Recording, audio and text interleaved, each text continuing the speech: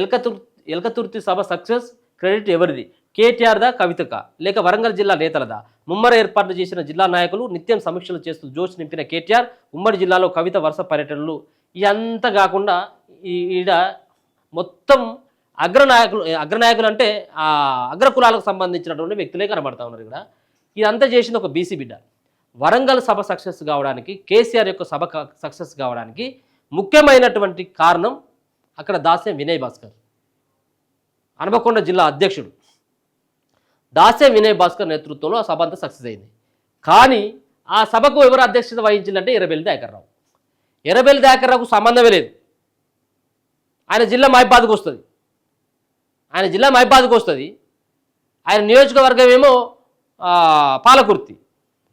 కానీ కేసీఆర్ ఏం చేసిండు, ఈయన సభకి అధ్యక్షత వహించండి అని చెప్పేసి ఆయన ప్రసంగంతో స్టార్ట్ చేసిండు. ఎంత ఘోరం చూడండి. ఇక ఇది ఇలా ఎవరు రాస్తా ఉన్నారు? ఇలా నలుగురు పేర్లు రాసిన కానీ అక్కడ దాస్యం వినయ్ భాస్కర్ పేరు కూడా లేదు. ఇటీవల నిర్వహించిన బీఆర్ఎస్ పార్టీ రజతోత్సవ సభ సక్సెస్ అయింది. పార్టీ నాయకులు, కార్యకర్తలను ఈ సభ జోస్ పెంచింది. ఒక్కసారిగా బీఆర్ఎస్ శ్రేణులకు బూస్ట్ ఇచ్చినట్లయింది. అయితే ఈ సభ సక్సెస్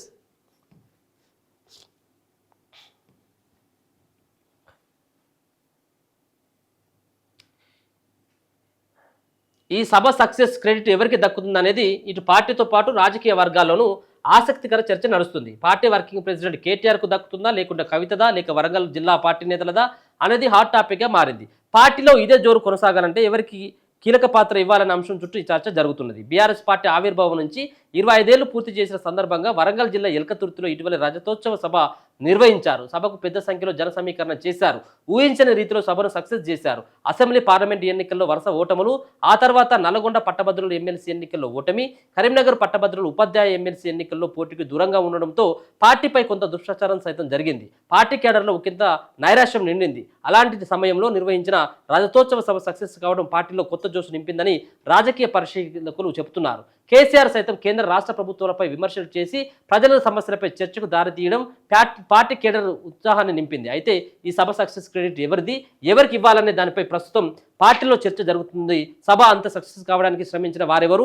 అధినేత కేసీఆర్ ఆదేశాలను తూచా తప్పకుండా పాటిస్తూ నిత్యం నాయకులకు అలర్ట్ చేసింది ఎవరనే చర్చ జరుగుతున్నది.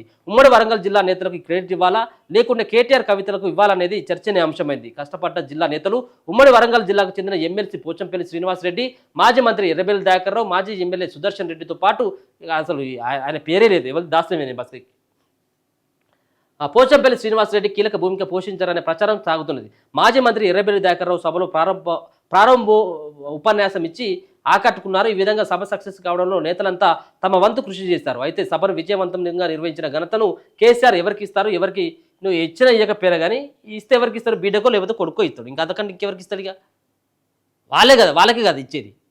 ఇంకా ఎవరికి ఇస్తాడు? ఇక ఎవరికి ఇయ్యడు. ఎప్పటికప్పుడు కేటీఆర్ సమీక్షలట. పార్టీ వర్కింగ్ ప్రెసిడెంట్గా కేటీఆర్ పార్టీ రజతోత్సవ సభపై ప్రత్యేక ఫోకస్ పెట్టారు. సభను విజయవంతం చేయడమే లక్ష్యంగా ముందుకు సాగారు. నిత్యం నాయకులతో సమీక్షలు నిర్వహించారు. తొలుత రాష్ట్రంలో అన్ని జిల్లాల్లో అసలు నిజంగా కూడా హరీష్ రావు పేరేదబ్బా? హరీష్ రావు పేరు లేదు, ఫోటో లేదు. మరి హరీష్ రావును నిజంగా కూడా తప్పిస్తా ఉన్నారా? ఏం జరుగుతూ ఉన్నది? హరీష్ రావు యొక్క ఫ్లెక్సీ కనపడలేదు ఒక్క కాడ కూడా. వరంగల్ సభలో హరీష్ రావు యొక్క పేరు కూడా ఎత్తలేదు కేసీఆర్.